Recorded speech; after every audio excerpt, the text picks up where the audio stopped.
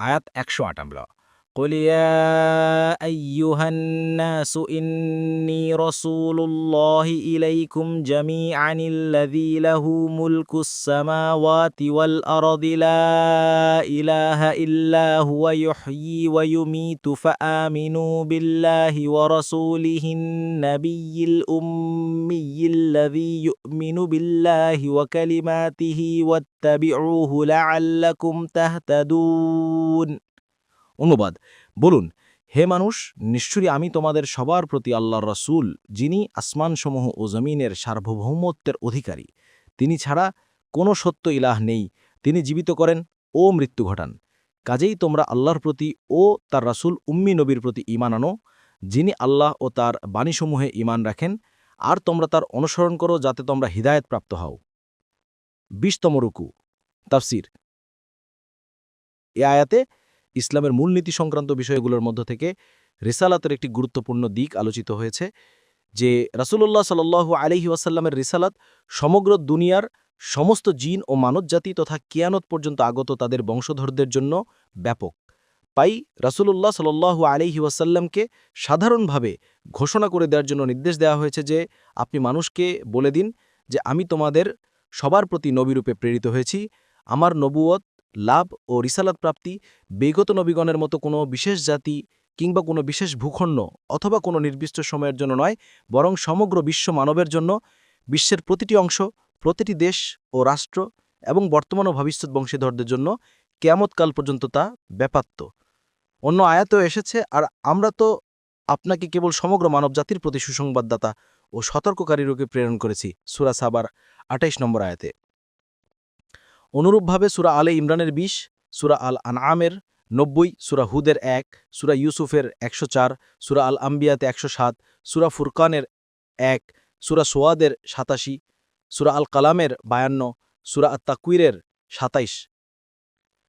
হাফেজ ইবনে কাসির রাহিমাহুল্লাহ বলেছেন যে এই আয়াতে রাসূলুল্লাহ সাল্লাল্লাহু আলাইহি ওয়াসাল্লামের খাতামুন নাবিয়্যিন বা শেষ নবী হওয়ার বিষয়ে ইঙ্গিত করা হয়েছে, কারণ রাসূলুল্লাহ সাল্লাল্লাহু আলাইহি ওয়াসাল্লামের আবির্ভাব ও রিসালাত যখন কিয়ামত পর্যন্ত আগত সমস্ত বংশধরদের জন্য এবং সমগ্র বিশ্বের জন্য ব্যাপক, তখন আর অন্য কোনো নতুন রাসূলের প্রয়োজনীয়তা অবশিষ্ট থাকেই না। ইবনে কাসির। হাদিসে এসেছে, আবু বকর ও উমর রাদিয়াল্লাহু আনহুমার মধ্যে কোনো এক বিষয়ে মতভেদ হয়, তাতে উমর রাদিয়াল্লাহু আনহু নারাজ হয়ে চলে যান। তা দেখে আবু বকর রাদিয়াল্লাহু আনহুও তাকে মানাবার জন্য এগিয়ে যান, কিন্তু ওমর রাদিয়াল্লাহু আনহু কিছুতেই রাজি হলেন না, এমনকি নিজের ঘরে পৌঁছে দরজা বন্ধ করে দিলেন। আবু বকর রাদিয়াল্লাহু আনহু ফিরে যেতে বাধ্য হন এবং রাসূলুল্লাহ সাল্লাল্লাহু আলাইহি ওয়াসাল্লামের দরবারে গিয়ে হাজির হন। এদিকে কিছুক্ষণ পরেই ওমর রাদিয়াল্লাহু আনহু নিজের এহেন আচরণের জন্য লজ্জিত হয়ে রাসূলুল্লাহ সাল্লাল্লাহু আলাইহি ওয়াসাল্লামের দরবারে গিয়ে উপস্থিত হয়ে নিজের ঘটনা বিবৃত করেন। আবু দরদা রাদিয়াল্লাহু আনহু বলেন, এতে রাসূলুল্লাহ সাল্লাল্লাহু আলাইহি ওয়াসাল্লাম অসন্তুষ্ট হয়ে পড়েন। আবু বকর রাদিয়াল্লাহু আনহু যখন লক্ষ্য করলেন যে ওমর রাদিয়াল্লাহু আনহুর প্রতি ভর্ৎসনা করা হচ্ছে, তখন নিবেদন করলেন, হে আল্লাহ রাসূল, দোষ আমারই বেশি। রাসূলুল্লাহ সাল্লাল্লাহু আলাইহি ওয়াসাল্লাম বললেন, আমার একজন সহচরকে কষ্ট দেয়া থেকে বিরত থাকাটাও কি তোমাদের পক্ষে সম্ভব হয় না? তোমরা কি জানো না যে আল্লাহর অনুমতিক্রমে আমি যখন বললাম, হে মানবমণ্ডলী, আমি তোমাদের সমস্ত লোকের জন্য আল্লাহর রাসূল, তখন তোমরা সবাই আমাকে মিথ্যা প্রতিপন্ন করেছিলে। শুধু এই আবু বকর রাদিয়াল্লাহু আনহুই ছিলেন যিনি প্রথম আমাকে সত্য বলে স্বীকৃতি দিয়েছিলেন। বুখারী ৪৬৪০। অন্য বর্ণনায় এসেছে, তাবুক যুদ্ধের সময় রাসূলুল্লাহ সাল্লাল্লাহু আলাইহি ওয়াসাল্লাম তাহাজ্জুদের সালাত আদায় করছিলেন। সাহাবায়ে কেরামের ভয় ছিল যে শত্রুরা না এ অবস্থায় আক্রমণ করে বসে, তাই তারা রাসূল সাল্লাল্লাহু আলাইহি ওয়াসাল্লামের চারদিকে সমবেত হয়ে গেলেন। রাসূল সাল্লাল্লাহু আলাইহি ওয়াসাল্লাম সালাত শেষ করে বললেন, আজকের রাতে আমাকে এমন ৫টি বিষয় দান করা হয়েছে যা আমার পূর্বে আর কোনো নবী রাসূলকে দেয়া হয়নি। তার একটি হলো এই যে আমার রিসালাত ও নবুয়তকে সমগ্র দুনিয়ার জাতিসমূহের জন্য ব্যাপক করা হয়েছে, আর আমার পূর্বে যত নবী রাসূলই এসেছেন তাদের দাওয়াত ও আবির্ভাব নিজ নিজ সম্প্রদায়ের সাথে সম্পৃক্ত ছিল। দ্বিতীয়ত, আমাকে আমার শত্রুর মোকাবেলায় এমন প্রভাব দান করা হয়েছে যে তারা যদি আমার কাছ থেকে ১ মাসের দূরত্বেও থাকে, তবুও তাদের উপর আমার প্রভাব ছেয়ে যাবে। তৃতীয়ত, কাফিরদের সাথে যুদ্ধে প্রাপ্ত মালে গনিমত আমার জন্য হালাল করে দেয়া হয়েছে, অথচ পূর্ববর্তী উম্মতদের জন্য তা হালাল ছিল না, বরং এসব মালের ব্যবহার মহাপাপ বলে মনে করা হতো। তাদের গনিমতের মাল ব্যয়ের একমাত্র স্থান ছিল এই যে আকাশ থেকে বিদ্যুৎ এসে সেই সমস্তকে জ্বালিয়ে ভস্ম করে দিয়ে যাবে।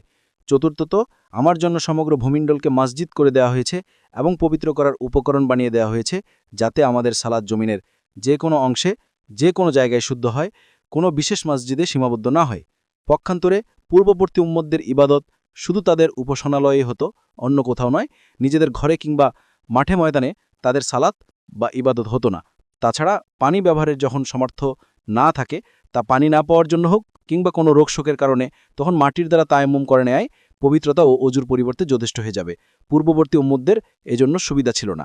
অতঃপর বললেন, আর পঞ্চমটি হলো এই যে আল্লাহ তাআলা প্রত্যেক রাসূলকে তার একটা দোয়া কবুল হওয়ার এমন নিশ্চয়তা দান করেছেন যার কোনো ব্যতিক্রম হতে পারে না। আর প্রত্যেক নবী রাসূলই তাদের নিজ নিজ দোয়াকে বিশেষ বিশেষ উদ্দেশ্যে ব্যবহার করে নিয়েছেন এবং সেই উদ্দেশ্যেও সিদ্ধ হয়েছে। তাই আমাকে বলা হলো যে আপনি কোনো একটা দোয়া করুন, আমি আমার দোয়াকে আখিরাতের জন্য সংরক্ষিত রেখেছি। সেই দোয়া তোমাদের জন্য এবং কিয়ামত পর্যন্ত লা ইলাহা ইল্লাল্লাহ, আল্লাহ ছাড়া কোনো হকী মাবুদ নেই, কালেমার সাক্ষ্যদানকারী যে সব লোকের জন্ম হবে তাদের কাজে লাগবে। মুসনাদে আহমদে 2-222। আবু মুসা আশআরী রাদিয়াল্লাহু আনহু থেকে উদ্ধৃত বর্ণনায় আরও উল্লেখ রয়েছে যে রাসূলুল্লাহ সাল্লাল্লাহু আলাইহি ওয়াসাল্লাম বলেছেন, যে লোক আমার আবির্ভাব সম্পর্কে শুনবে তা সে আমার উম্মতদের মধ্যে হোক কিংবা ইয়াহুদি নাসারা হোক, যদি সে আমার ওপর ঈমান না আনে তাহলে জাহান্নামে যাবে। মুসনাদে আহমদ 2-350। সারমর্ম এই যে এ আয়াতের দ্বারা বর্তমান ও ভবিষ্যৎ বংশধরদের জন্য, প্রত্যেক দেশ ও ভূখণ্ডের অধিবাসীদের জন্য এবং প্রত্যেকটি জাতি ও সম্প্রদায়ের জন্য মুহাম্মদ সাল্লাল্লাহু আলাইহি ওয়াসাল্লামের ব্যাপকভাবে রাসূল হওয়া প্রমাণিত হয়েছে। সাথে সাথে এ কথাও সাব্যস্ত হয়ে গেছে যে মুহাম্মদ সাল্লাল্লাহু আলাইহি ওয়াসাল্লামের আবির্ভাবের পর যে লোক তার প্রতি ঈমান আনবে না, সে লোক কোনো সাবেক শরীয়ত ও কিতাবের কিংবা অন্য কোনো ধর্ম ও মতের পরিপূর্ণ আনুগত্য একান্ত নিষ্ঠাপরায়ণভাবে করতে থাকা সত্ত্বেও কোশমিন কালেও মুক্তি পাবে না।